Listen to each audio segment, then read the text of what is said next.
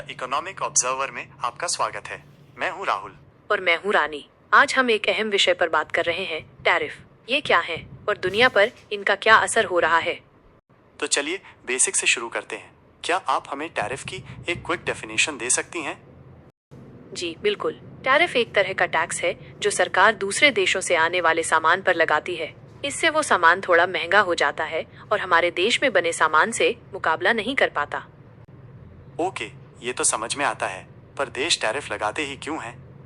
देखिए, इसके कई कारण हैं।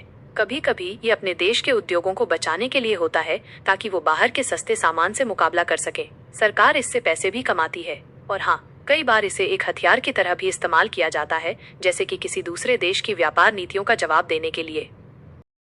बिल्कुल। अब टैरिफ कोई नई बात तो है नहीं, है ना? ये तो हम इतिहास में भी देखते आए हैं। बिल्कुल। 1930 में अमेरिका में स्मूथ हॉले टैरिफ एक्ट आया था, जिसमें बहुत सारे सामानों पर टैक्स बढ़ा दिया गया था। कई अर्थशास्त्रियों का मानना है कि इससे अंतर्राष्ट्रीय व्यापार में रुकावट आई और महामंदी और भी गंभीर हो गई। सही कहा, टैरिफ के नेगेटिव इफेक्ट्स भी हो सकते हैं, पर वर्ल्ड वॉर 2 के बाद टैरिफ कम करने पर जोर दिया गया था, है ना? जी हाँ, गैट जैसे समझौतों, जो बाद में विश्व व्यापार संगठन बन गया, की वजह से दुनिया भर में टैरिफ काफी कम हो गए थे। सो एक move towards free trade, but tariff पूरी तरह से गए तो नहीं, है ना? बिल्कुल नहीं। हमने हाल के सालों में इन्हें फिर से देखा है, जैसे कि 2010 के आखिरी में अमेरिका और चीन के बीच व्यापार विवाद। उसमें बहुत सारे टैरिफ और जवाबी टैरिफ लगे थे, जिससे एक बहुत ही इंटरेस्टिंग रीसेंट डेवलपमेंट सामने आता है। मैंने अप्रैल 2025 में अमेरिका के टैरिफ अनाउंसमेंट के बारे में पढ़ा था। उनका फेयर एंड रेसिप्रोकल प्लान काफी सिग्निफिकेंट था, है ना? बहुत महत्वपूर्ण था। अमेरिका, भारत, चीन और यूरोपीय संघ जैसे प्रमुख देशों सहित 60 से अधिक देशों पर भारी टैरिफ लगा रहा है। उनका मकसद है कि जो टैरिफ दूसरे देश अमेरिका के सामानों पर लगाते हैं, उन्हें बराबर करना। तो जहां तक मुझे याद है, इस प्लान में कुछ मुख्य बातें थीं। जी, प्लान में सभी इंपोर्ट्स पर 10% का बेसलाइन टैरिफ है। फिर जिन देशों को अमेरिका सबसे बड़ा ऑफेंडर मानता है, उन पर ज्यादा टैरिफ लगाए जा रहे हैं। और हाँ, फॉरेन मेड कार्स और ऑटो पार्ट्स पर भी स्पेशल टैरिफ हैं। तो चलिए अब देखते हैं कि भारत पर इन टैरिफ का क्या असर हो रहा है। भारत को अमेरिका में अपने एक्सपोर्ट पर लगभग 26-27% टैरिफ का सामना करना पड़ रहा है। इंटरेस्टिंग बात यह है कि इसे डिस्काउंटेड रेट कहा जा रहा है, क्योंकि भारत के अमेरिका के सामानों पर टैरिफ और भी ज्यादा हैं। भारत के कुछ सेक्टर जैसे इलेक्ट्रॉनिक्स और जेम्स एंड ज्वेलरी को काफी नुकसान हो रहा है, लेकिन फार्मास्यूटिकल्स को छोड़ दिया गया है, जो एक पॉजिटिव बात है। और हाँ, एग्रीकल्चर और टेक्सटाइल्स जैसे क्षेत्रों में भारत के लिए कुछ अवसर भी हैं। भारत के लिए ये थोड़ा मिक्स बैग जैसा है। चीन का क्या हाल है? आजकल ट्रेड में जो टेंशन चल रही है, उसे देखते हुए मुझे लगता है चीन पर तो काफी असर पड़ रहा होगा। जी बिल्कुल। चीन को सबसे ज्यादा टैरिफ का सामना करना पड़ रहा है, कुल मिलाकर 54% तक।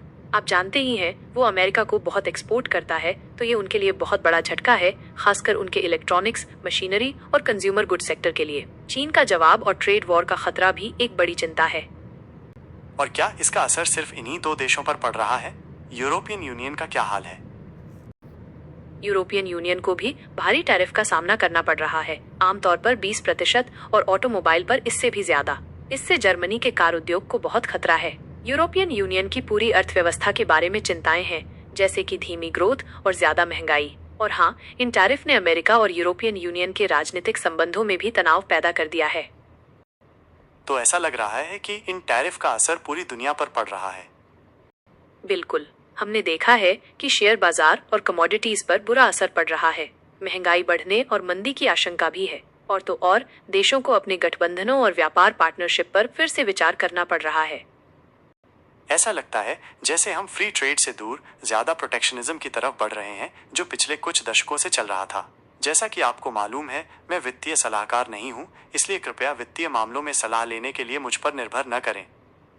बिल्कुल, ये टैरिफ में उछाल एक बड़ा मोड़ है। हालांकि इसमें शॉर्ट टर्म रुकावटें हैं, लेकिन लॉन्ग टर्म में ये ग्लोबल इकोनॉमिक ऑर्डर को नया आकार दे सकता है। खैर, ये तो बहुत ही दिलचस्प और महत्वपूर्ण बात थी रानी। हमें टैरिफ की जटिलताओं को समझाने के लिए शुक्रिया। और द इकोनॉमिक ऑब्जर्वर सुनने के लिए धन्यवाद। इकोनॉमिक्स की दुनिया के बारे में और जानने के लिए हमारे साथ फिर जुड़ें। ये बातचीत बहुत अच्छी रही। क्या आप किसी और विषय पर बात करना चाहेंगे? निश्चित रूप से रानी। अभी तो अर्थशास्त्र की दुनिया में बहुत कुछ हो रहा है। शायद अगली बार हम आर्टिफिशियल इंटेलिजेंस का जॉब मार्केट पे क्या असर हो रहा है इस बारे में बात कर सकते हैं, या फिर क्रिप्टो करेंसी के बारे में और वो ट्रेडिशनल फाइनेंस को कैसे बदल सकते हैं इस पर भी चर्चा कर सकते हैं। आपका क्या ख्याल है?